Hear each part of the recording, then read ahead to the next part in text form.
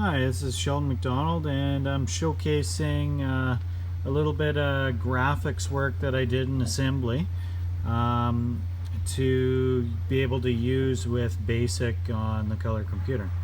So what I've done here, I drew up a little tile set. It's not finished yet, but my idea is that I have all my graphics on pages 3 and 4 in memory, and I can access these tiles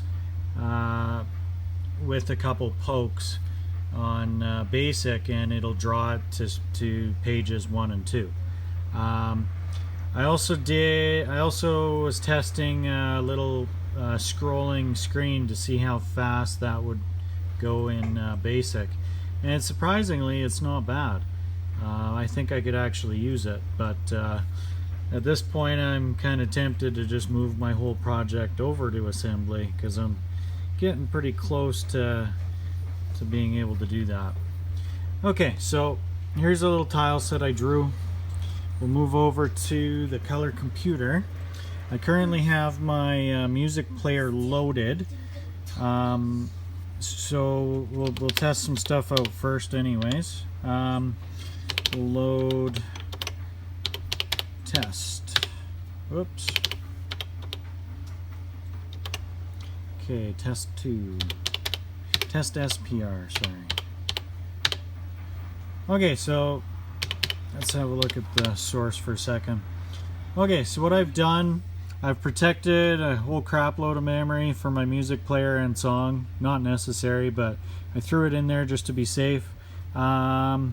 I'm loading my image that I showed you over from that computer. What I'm doing on that computer is saving it into memory where pages 3 and 4 would normally start, so it doesn't load it on the immediate screen. Okay, so I'm loading it in. I'm setting my screen mode, and I'm setting it to artifact colors, and these are my 3 assembly language routines. One of them is a 4x4 tile set, the other one's an 8x8 tile set, and the last one there is just to scroll the screen left. So this particular one is, by the looks of it, is going to be the 4x4 tiles. What I'm going to be doing is poking in my X and Y coordinates into 4 memory locations, and I'll be calling that subroutine that will actually plot the 3D tile from pages 3 and 4 onto pages 1 and 2. The benefit of doing this is for drawing a level, not using your your memory to copy for get and put. There's no point in duplicating that RAM. Honestly, just use what's on the graphics pages already. Then you're not duplicating it. You can use the get and put for your actual characters or whatever you're doing, but use this mainly for getting it set up or drawing your scenes. I'm going to go ahead and run this. Notice that I do not have the high-speed poke in, and this is actually programmed in assembly. So the fact that this is a color computer too, I don't actually think the high-speed poke would do anything anyways. It would, however, on the color computer 3 if we poked that one into double speed, but because my code is actually in RAM, it's not going to make this go any faster. Okay, we'll run it. Okay, so what it's doing is it's copying the 4x4 tile set that is currently on pages 3 and 4, and it was doing it in that loop. 4x4 tile set's a little bit slow, as you can see from fresh start. The screen has been cleared, and yeah, it's just doing one at a time, but it's probably fast enough to draw a scene, write your text on the screen, or whatever. So that's the one. I'm going to go ahead and load test SPR2. Okay, this one, let's have a quick look. This one I'm going to, by the looks of the sizing, I'm using my first routine, which is the 8x8 tile sets. So we'll see how fast this one loads onto the screen. Much faster. So if you're drawing big blocks, you can see I have like my tile set here. I could have arranged it so it actually drew some nice maybe a room or something or whatever, but right now I just have it copying pages 3 and 4 completely over to 1 and 2. Okay, and then now we're gonna check out my scrolling routine. Okay, so what I'm doing here, I'm copying pages 3 to 1 and pages 4 to 2 from the tile set that I saved, okay? And then I'm literally just calling X to scroll the screen and going back, okay? We'll see how fast this this moves.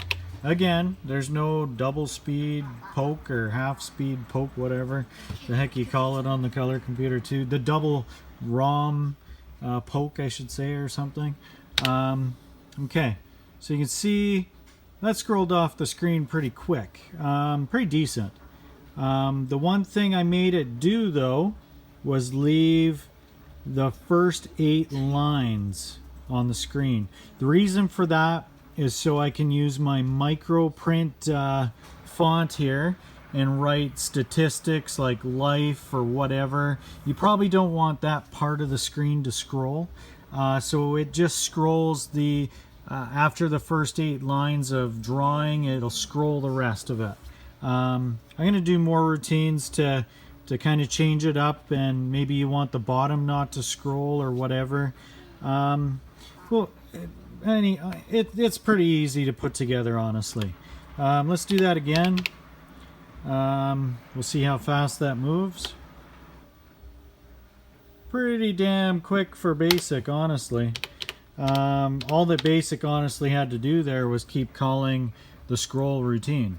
Okay, not too bad. Maybe we can magically do something with this, whether it's just a screen wipe or whatever. Okay, let's do my next test.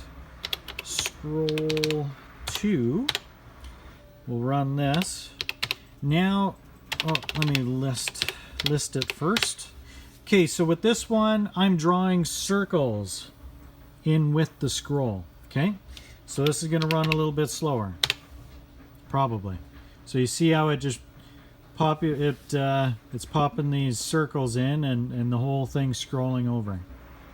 Again, leaving the top 8 lines, which would work perfect for my 4x4 font or an 8x8 tile set font if you wanted. A pretty big font, but I guess it would work. Okay, so that's how fast it's moving there. We do have some ROM routines being called here, so I could probably poke the high-speed poke for this one. 6, 5, 4, 9, 6, and no, 9, 5, and 0. Okay, so we got that crazy fast blinky. This might actually run a little quicker this time, because it'll draw those circles faster. Okay, I don't know if you notice much, but I kind of notice it. It is definitely moving a little quicker. Okay, now I'm gonna load my last example. I think I called it scroll 3, and this is just doing little circles. Okay, yeah, that's it. That's my quick little demonstration of my scrolling routines.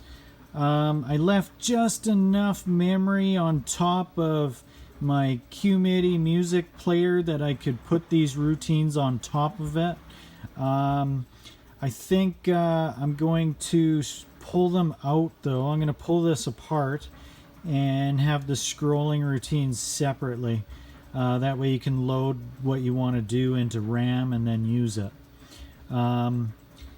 Yeah, if there's any requests on areas of the screen you want moved in BASIC, let me know. I think I can figure it out now. These commands that I did with the tiles actually probably took the longest. But once I put the scrolling routine together, dang, that went together really fast. It turns out on this P-mode graphics screen that every 4 dots is 1 byte. So you'll notice that my screen scrolling moves by an entire byte at a time. This had to be done or else it would probably be very slow cutting apart a byte to find the 4 colors and shifting them over. That might take a little more work. Actually, logical shift left. You know what? Now that gave me some ideas. Anyways, that's my example. Maybe I'll include this in the music program. I'm not sure yet. I think I'm going to pull it apart though so it's separated. Anyways, thanks for watching.